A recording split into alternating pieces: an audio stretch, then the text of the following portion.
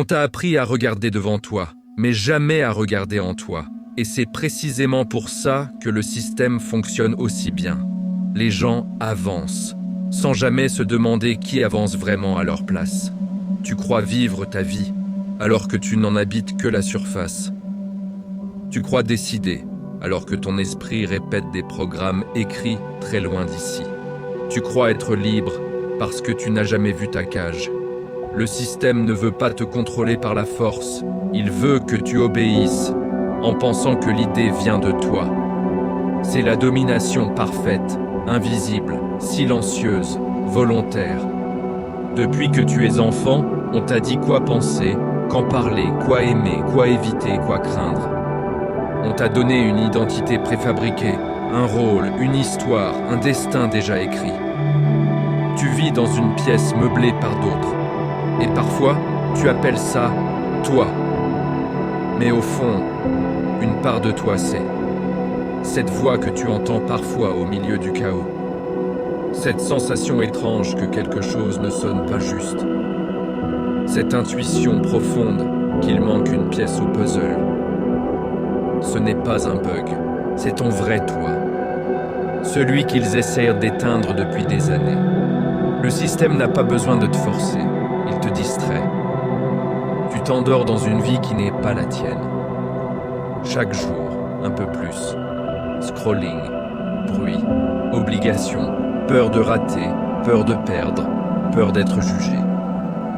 On t'épuise pour que tu ne poses pas la seule question qui menace vraiment, elle, ordre établi.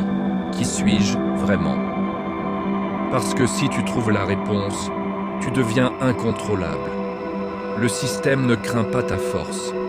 Il craint ton éveil. Il ne craint pas ta colère. Il craint ton calme. Il ne craint pas ta révolte. Il craint ton autonomie. Alors chaque jour, on t'enterre un peu sous du bruit. Des notifications, des fausses urgences, des distractions sans fin, des opinions qui ne sont même pas les tiennes. On étouffe ton esprit sous des tonnes d'informations pour que tu n'envoies jamais l'essentiel. Tu as du pouvoir. Pas celui de crier, pas celui de tout casser, celui de penser, celui de choisir, celui de dire non, celui de dire je deviens quelqu'un d'autre à partir d'aujourd'hui. Mais on t'a appris l'inverse. On t'a programmé pour douter de toi, mais jamais d'eux. On t'a appris à te critiquer, mais jamais à te comprendre. On t'a appris à t'excuser d'exister quand tu commences à rêver trop grand. Comme si rêver était interdit aux gens ordinaires. Et pourtant, c'est le seul acte révolutionnaire qui reste. La vérité, c'est que rien n'est plus dangereux qu'un esprit qui se réveille. Un esprit qui se questionne. Un esprit qui voit. Parce que quand tu vois, tu ne peux plus revenir en arrière. Le décor s'effondre, les illusions tombent. Et tu te retrouves face à toi-même, pour la première fois de ta vie. Tu comprends que tu as été conditionné pour craindre l'échec, alors que l'échec, c'est juste un changement de direction. Conditionné pour chercher la validation, alors que la seule validation qui compte, c'est la tienne. Conditionné pour te comparer, alors que personne n'a ton histoire, ton timing, ta vision. Tu commences à voir que les limites que hate ont a mise N, étaient jamais les tiennes. Elles étaient héritées, transmises, imposées. Des limites qui n'ont rien à voir avec ta vraie nature. Tu étais né pour créer, mais on t'a appris à répéter. Tu étais né pour explorer, mais on t'a appris à obéir. Tu étais né pour t'élever, mais on t'a appris à te conformer. Ce n'est pas un accident, c'est intentionnel. Le système ne fonctionne que si les gens restent prévisibles. Et rien n'est plus prévisible qu'une personne qui vit selon les croyances des autres. Mais regarde, tu es encore là, tu cherches, tu te poses des questions.